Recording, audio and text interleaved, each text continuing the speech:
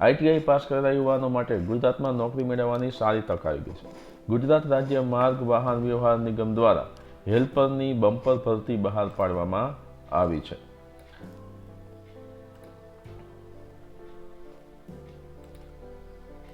158 જગ્યાઓ ભરવા માટે ગુજરાત એસટી વિભાગ દ્વારા ઉમેદવારો પાસે ઓનલાઈન અરજીઓ મંગાવવામાં આવી છે.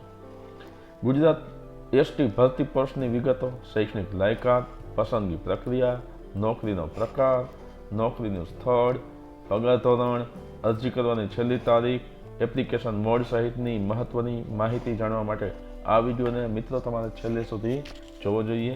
ચાલો જોઈએ આગળ વધારાની માહિતી. મહત્વની માહિતી આ પ્રમાણે છે. સંસ્થા કઈ છે? ગુજરાત રાજ્ય માર્ગ વાહન વ્યવહાર નિગમ. પોસ્ટ કઈ છે? તો કે હેલ્પર. જગ્યા 1658.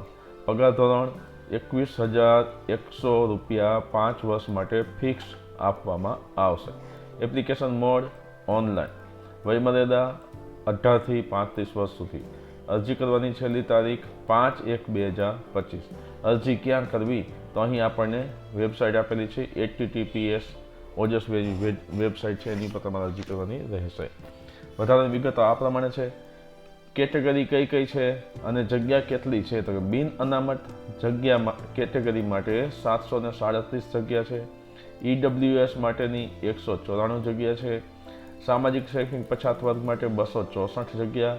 અનુસૂચિત જાતિ માટે 103, અનુસૂચિત જનજાતિ માટે 260, એમ કુલ 1658 જગ્યાઓ માટે ગુજરાત એસટીમાં ભરતી કરવામાં આવનાર છે.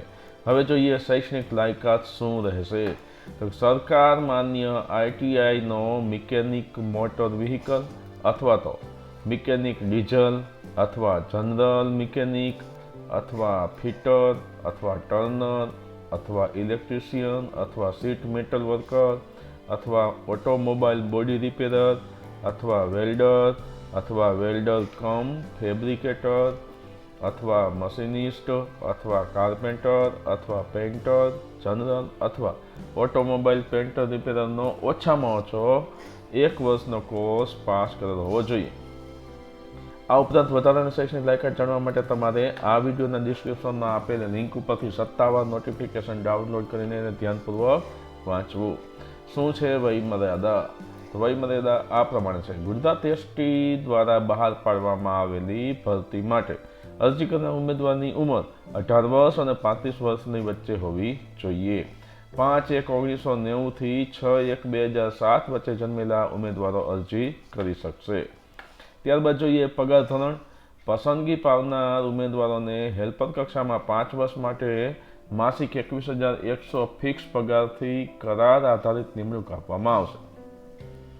તેઓને નિયમાનુસાર મળવાપાત્ર ભથ્થા કે લાભો સિવાયના અન્ય કોઈ પણ ભથ્થા કે લાભ મળવાપાત્ર રહેશે નહીં. ત્યારબાદ 5 વર્ષની સેવાઓ સંતોષકારક રીતે સારી રીતે પૂરી થવાથી હેલ્પર કક્ષાનો નિગમમાં પ્રવર્તમાન જે મૂળ પગાર અમલમાં હોય તે મૂળ પગારમાં નિયમિત નિમણૂક મળવાપાત્ર હશે. અરજી ફી શું રહેશે? તો બિન અનામત કેટેગરી માટે અરજી ફી 300 રૂપિયા પ્લસ જીએસટી લાગુ પડશે અને અનામત વર્ગ માટે 200 રૂપિયા પ્લસ જીએસટી લાગુ રહેશે. કેવી રીતે અરજી કરશો? તો ગુજરાત એસટી ભરતી માટે અરજી કરનાર ઉમેદવારો નીચેના પગલાં અનુસરવાના રહેશે. સૌ પ્રથમ ઉમેદવારોએ https વાળી જે ઓજસ ગુજરાતની વેબસાઇટ છે એની ઉપર જવાનું રહેશે, જ્યાં કરંટ એડવર્ટાઇઝમેન્ટ ઉપર ક્લિક કરવાની રહેશે. અહીં તમારે જીએસઆરટીસી ભરતી ઉપર ક્લિક કરવાનું રહેશે. ત્યારબાદ ભરતી અંગે જે માહિતી દેખાય તેમાં જ્યાં એપ્લાય નાવ છે ત્યાં ક્લિક કરવાનું રહેશે. અરજી ફોર્મ ખુલશે. માગેલી બધી માહિતી ધ્યાનપૂર્વક તમારે ભરવાની રહેશે. ફોર્મ ભરાઈ જાય અને જરૂરી દસ્તાવેજો તેમજ ફી ચૂકવણી કર્યા બાદ ફોર્મ સબમિટ કરવાનું રહેશે. ભવિષ્યના રેફરન્સ માટે ફોર્મની પ્રિન્ટ કાઢી લેવી પડશે.